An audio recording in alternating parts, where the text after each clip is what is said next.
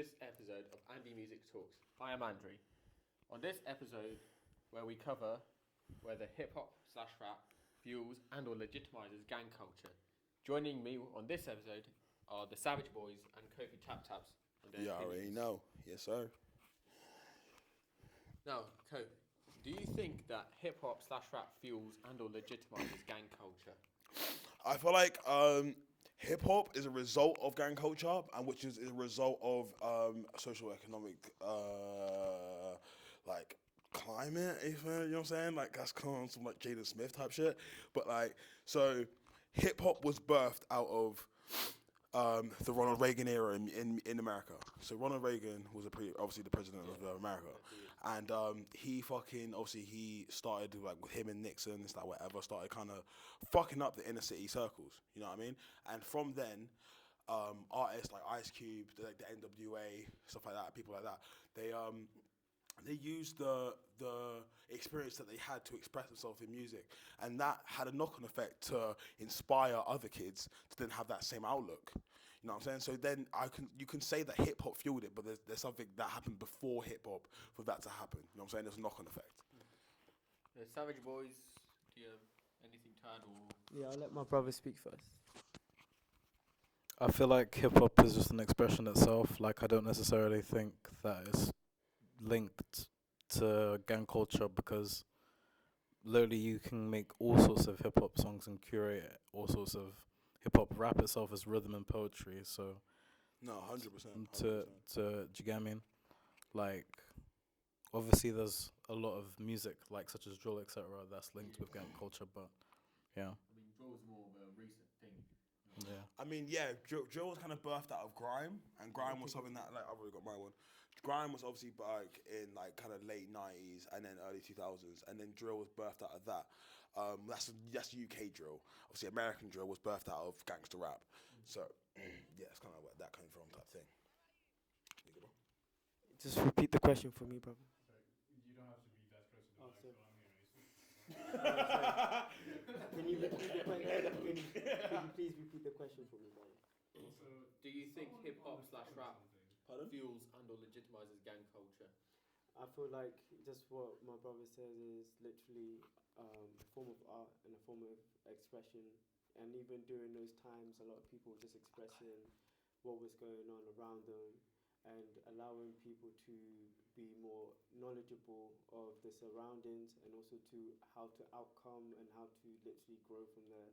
I feel like it doesn't grow gang culture, but it more time elevates people who can't stand for themselves, and for people who are not able to, grow economically using, education, or take the educational route. Those people are trapped, yeah. That's it. Wait 1 second. Can I quickly like expand on my point? See how you guys talking about there's different facets of rap music. So I'll say myself, I'm an emo rapper. So that's not linked to gang culture at all. You know what I mean? That's more linked to my emotions and what I've gone through as a black individual, growing up in London, growing up in Wiltshire, growing up in Bristol. So yeah, I can't say that my experiences in rap has fueled or like even linked towards any type of gangs. I feel like it's just a situation of like what type of rap you're going for. If you're going for drill, then drill is obviously a subgenre of hip hop. Exactly, exactly. Like music service Yeah. as hip hop/rap. Yeah, 100%. And I completely get where you're coming from. It's just that like to say hip hop and rap fuel gang culture is like it's too much of an umbrella. It's like saying the Beatles made pop. Whereas like no, the Beatles had a big hand in making pop, but there's also people like Michael Jackson, people like Prince, Queen. You know what I mean? Actually, no, Queen more rock and roll, but like no more rock, but like fucking. You know what I'm saying? Like there's different facets, different this and whatever. Why do you think rappers tend to talk about dark content, even if they had a fairly modest upbringing? Like, cause them niggas fake. I'm gonna put it real to the curb, bro. These niggas fake. There's two things with that. I feel like it comes down to commercially. It comes down commercially. Like, am I doing it correct? No, just keep it down. It comes down to like commercially, like number one, psychologically, like the people that tune into like hip hop, especially trap, etc., they want to hear like dark things. Like, do you get what I mean? Like, no one wants to hear a guy talk about washing What's going right in dishes. their life. What's going? Yeah, you know what I mean? Like, No do you one's get gonna be like, With hey, trap- I got my job today. Hey, got my job With today. trap Like, music- no one gives a in fuck. terms They of- With- want to hear about like why you're cutting your wrist on the weekends, bro. Like, with like with trap music, it's like when you're expressing like aggressive and like vulgarity, especially on the production, like with 808s, etc., like with 808s and snare clapping off everything, you're gonna be wanting to talk ignorant shit. yeah, 100%. But yeah, I think touching up on literally what my brother said is basically dark content is marketable, way more marketable than it is to sell a happy song. A lot of people can relate to that as well. We want to feel, in moments where we feel isolated, we want to have a song that can relate to that as well. There are songs where we, like, you know, that have that little champion sound, or little, Yeah. you know, We're winning type yeah, thing. winning. But Yeah.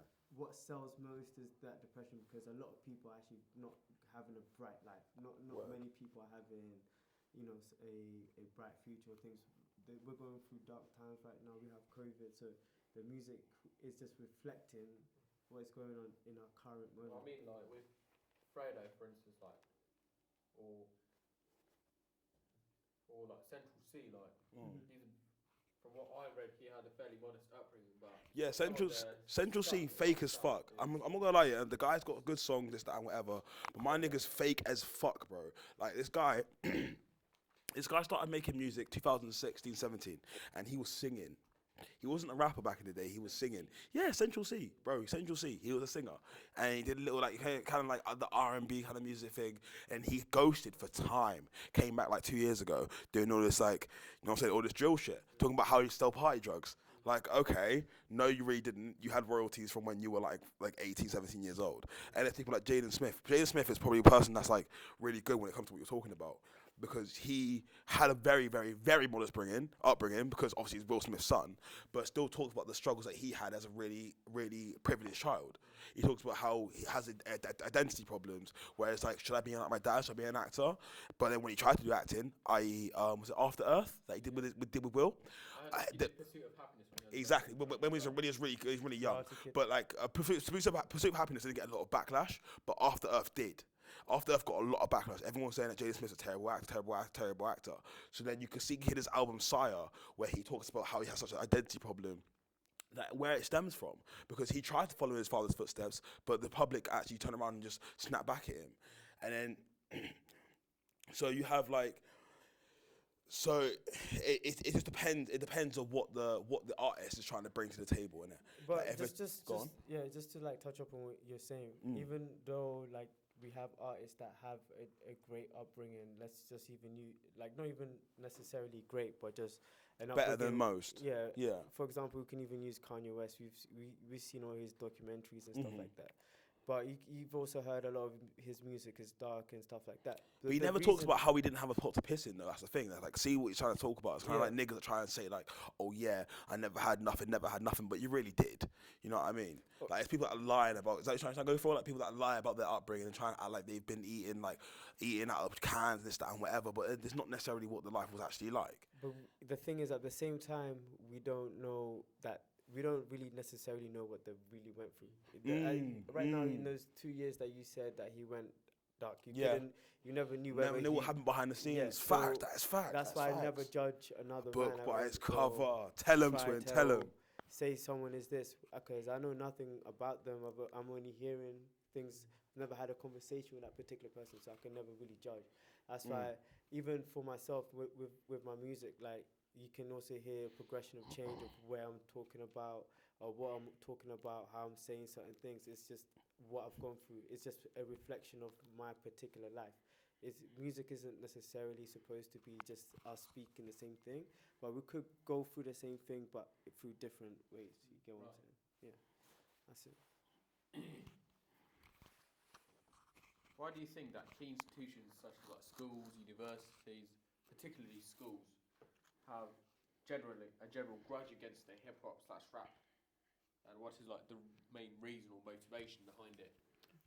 I find schools to be, the way they teach is literally a curriculum. So they have a particular, they have to teach a particular subject or in a particular manner for each and every student. It's not very individually focused, or it's more group-based focused, large people focused. So the reason why they think hip-hop is a very bad or not necessarily something they should be teaching is because hip-hop encourages independence and also encourages people to just think or start seeing things for themselves. Exactly. Having their own opinion and words. Facts, big facts.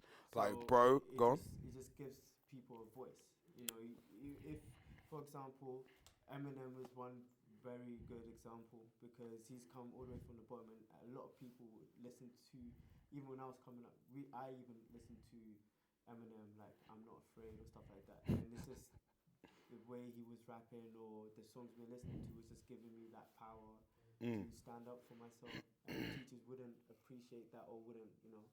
But then also, like, I think I even heard, correct me if I'm wrong, like, one head teacher, I think in Wembley or somewhere like that, I can't remember where I read it, like, even, you know, like, wrote, like, sort of a doctrine for parents to, like, physically dissuade their children from listening to, like, hip-hop, rap, grime, drill, like, I read this somewhere, but I say, it's the second thing was, no, I don't want to clip to the hair and shit, nigga. What are you talking about? Ow. But as my nigga Sony was saying, like, it encourages individuality, which schools are really scared of. Schools are scared of individuality because how do you control like 2,000 individuals? You can control a body of 2,000 people easily.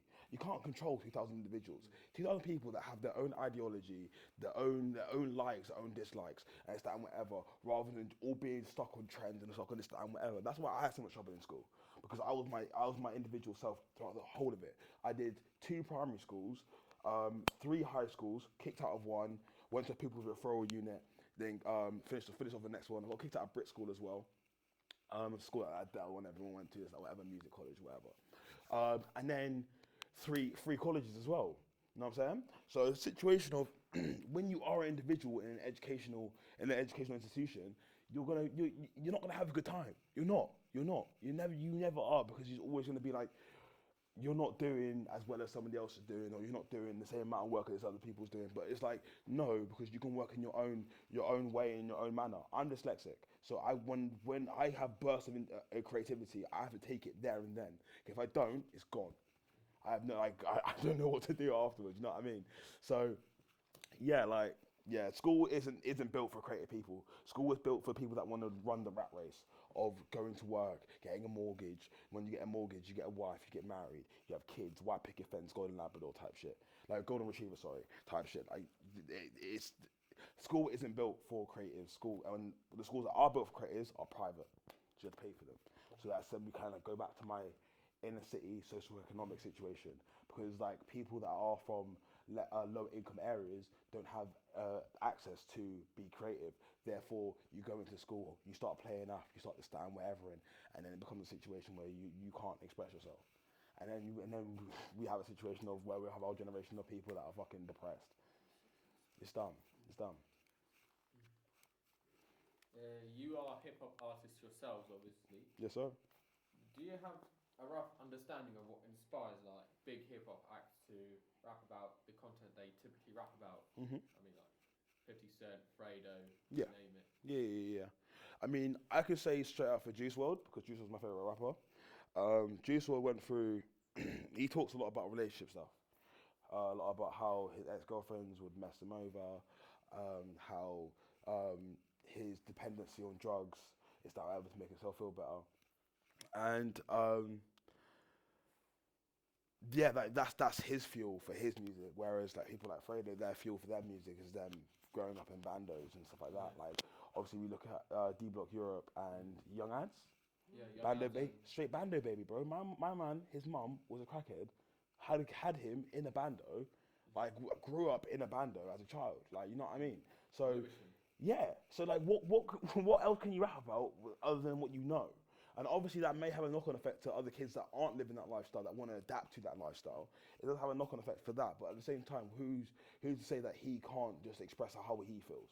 Sorry for you guys, I feel like I'm just trying to take in the time, innit?